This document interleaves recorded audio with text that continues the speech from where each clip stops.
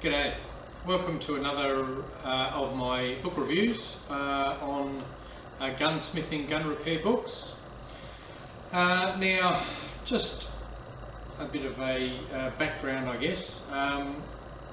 Anyone who does a fair bit of work on repairing firearms will eventually come across a time or a part or a gun that requires bluing or browning.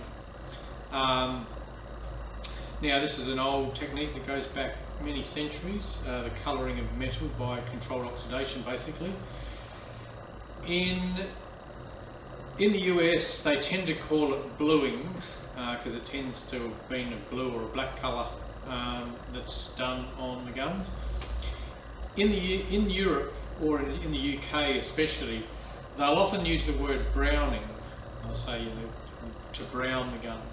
Now, there are types of finish that actually produce a brown colour, but they tend to use it interchangeably. Even if you're doing a colour which is giving a blue colour or black, they still call it browning. So it's worth being aware of that in case you see it mentioned somewhere. Now, there's a variety. Most of you have probably seen products in the gun shops, little things of Birchwood Casey or a few other brands. Instant gun blue, there's those, but you're probably aware that in the factories the actual colouring of the metal, of the steel in firearms production is actually quite a complex undertaking. There's a whole heap of different types. There's the old-fashioned rust browning, like they used to do in the old shotguns, where they put something on the outside of the metal, leave it in a warm, humid environment for a period of time, and then what's called card it, where they brush the rust off and repeat that process with or without boiling. There are more what they call express blues or browns, where you do it quite quickly, and then of course there's the instant ones that I just mentioned.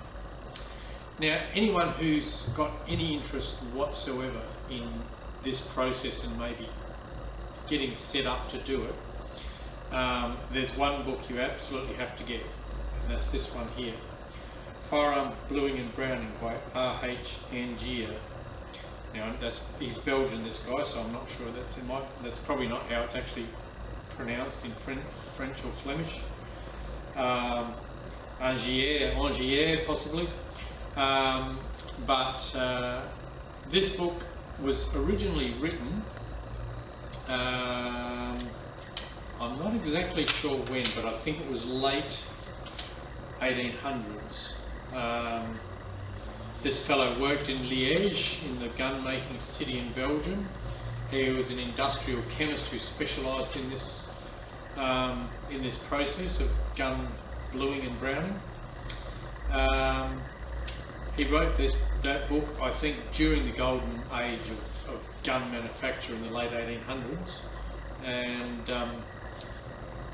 and then it's actually been translated into English and republished by Thomas G. Sandworth in December 1936. Now, it's still in print. This is a modern copy. Well, it's about 20 years old, but I bought it new on Amazon, and it's still available. It's still published, so you can buy it new. If you look on eBay or Amazon, there's often a lot of second-hand copies as well. So in a minute we'll go on the table and I'll show you, we'll go through the book and I'll show it to you, but just a few points on the book itself. Here it says Firearm Bluing and Browning by R.H.Angier, engineer graduate, Liège University and arms technician. Now, in the days when this was written, the whole chemical kind of industry, I suppose, was very different to what it is now. You know, you had your pharmacists or druggists, as they may have been called in the US, who'd have a little pharmacy shop and they'd have all those bottles. You see them on, you might have seen it in museums or you see it on TV, with all these strange names of all these compounds, and when you went in you were sick, they'd get some bit of this and a bit of this and they'd make you up a medicine. So if you wanted just about any compound you could think of, you could just go to your local pharmacy and you could buy it from them. Now those days have changed. One thing to understand is that bluing or browning of steel is actually a controlled oxidation process. So you're using oxidation agents to actually speed that process up. And the sort of things that can cause oxidation are the same sort of things that are used in the manufacture of explosives, because explosions are just very rapid oxidation generally. So things like saltpeter, you've probably heard of, potassium nitrate, which is in black powder, potassium chlorate, sodium nitrate, mercuric chloride,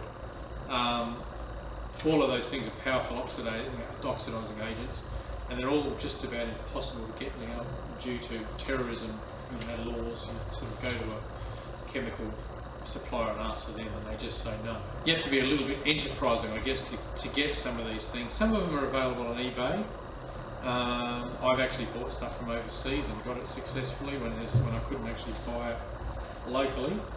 But saying that, there is a lot of recipes in here that are involve things that you can actually get. So, all is not lost if you get it. Now, the other thing that can be difficult to get, there's another thing, as well as oxidative salts, the other thing that's used in a lot of bluing and browning compounds is acids, especially sulfuric acid, nitric acid, hydrochloric acid. Now, you've probably seen where there's these acid attacks where they throw acid on people in the streets and stuff, and that has made acids difficult to get too. I used to go to the battery shop and buy a litre of sulfuric battery acid, which I think is 28% or something. That's finished now. You can no longer buy battery acid. You have to buy the battery and the acid comes in the battery. Nitric acid, I've got some of that I bought years ago, but currently can't buy that anymore. So that's a bit of a pain as well. And the other thing is, a lot of these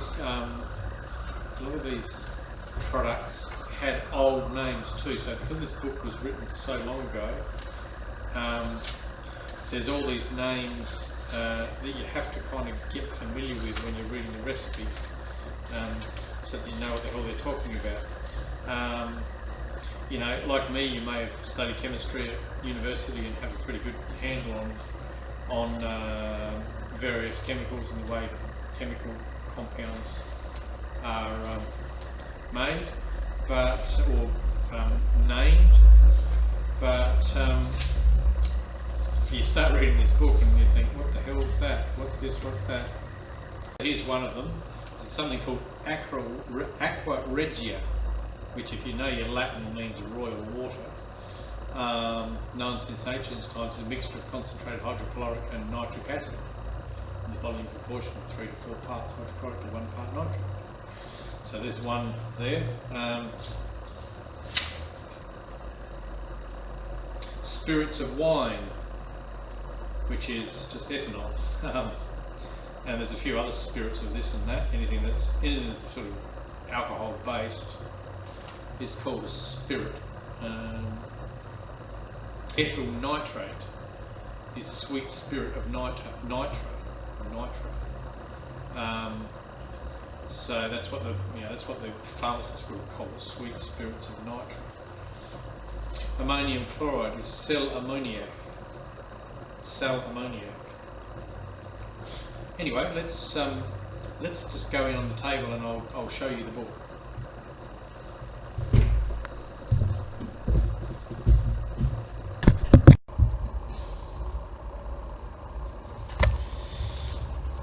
All right. Table of contents as usual. Preface. Introduction, just talking about history, bluing or browning process. So they talk a bit about, you know, doing the factories and difference between express browning troubles, scratching, which is after taking the chemical. Once you do the browning, you scratch it back to get the excess oxidation off before you redo it. Special cases, twist barrels and Damascus barrels. Preparation of browning and bluing solutions. So this is where they talk about the chemicals, chemical names and how to make them. Just generally about the chemicals without any specific recipes.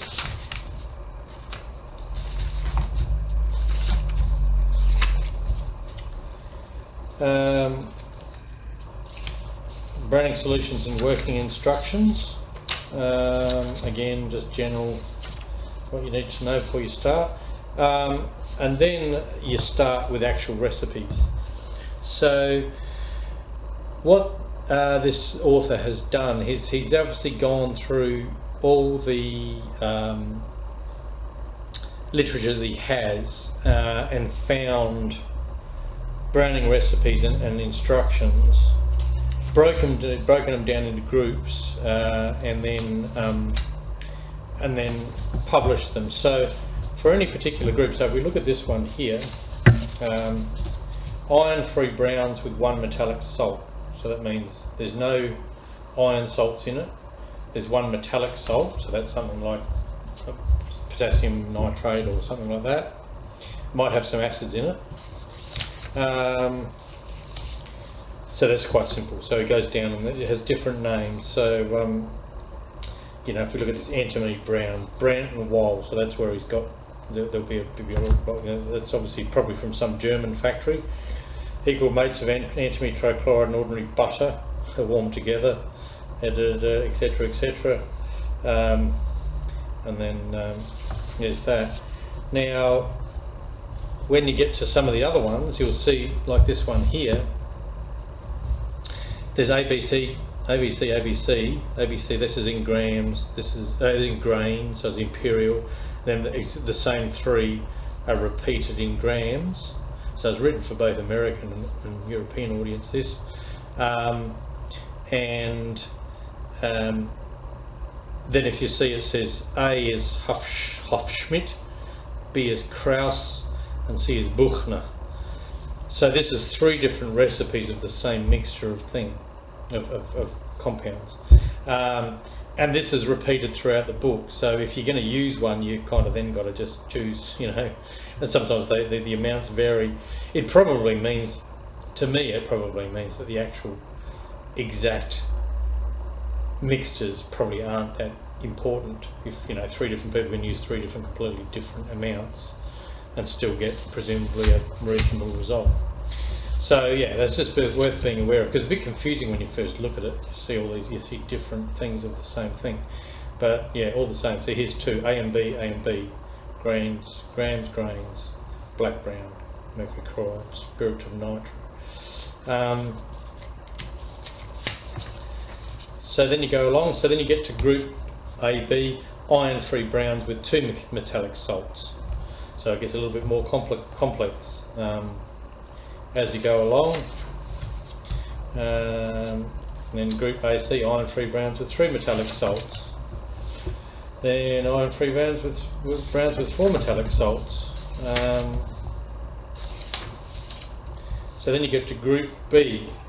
So these contain iron and 2 other metallic salts.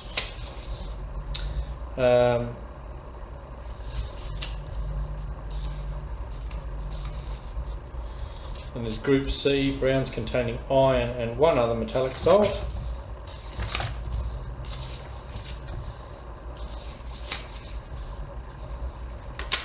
So break it down, there's a whole heap here for twist barrels, you know, like if you're doing Damascus barrels.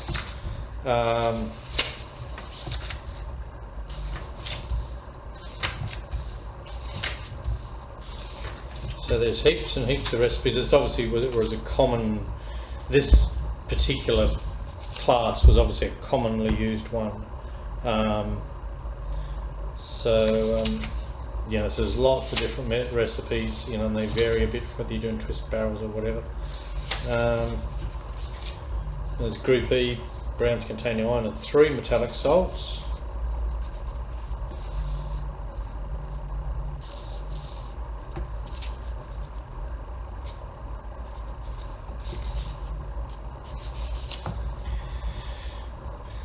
And then we got combined browns. 2 or more browns are used in succession or alternately. And then we got collective browns. Immersion of the parts to be coloured in a bath containing colouring being effected by simple boiling of the workpieces. Then you got miscellaneous colouring methods. Temper blue, that's where you heat it up. Nitro blue, where you actually put it in a molten saltpeter, and a variety of other strange and wonderful ones.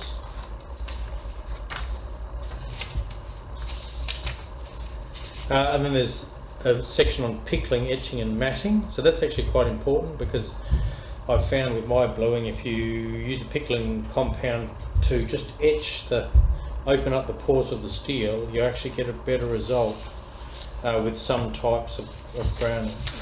So there's a fair bit of information on that in there. Derusting and denickeling, so taking the blue off, or even nickel plating if you've got a nickel plated gun. Then you've got phosphorizing, which is sort of like, this is obviously very early, but that's basically what parkerizing is the title. Here you go, they've got parkerizing here. This was probably added later on. I doubt whether they had parkerizing back in the 1800s. So some of this stuff is probably, you know, added by the later author. And then there's a little bit of American, British and metric weights and fluid measures. And that's about it. So yes, so it's not a particularly expensive book, but I've tried a few recipes in here. Some have been spectacularly successful, and some have been a spectacular failure. So you don't really know until you try. But it's good fun. Luckily I collected a lot of chemicals, you know, like 20-25 years ago, before they became difficult to get, and I've still got a lot of them. So but anyway, there's that book. So hopefully if you're thinking about doing some bluing and browning, you may have seen this book mentioned. That might give you a little bit more information about what it's all about. So until next time, thanks for watching.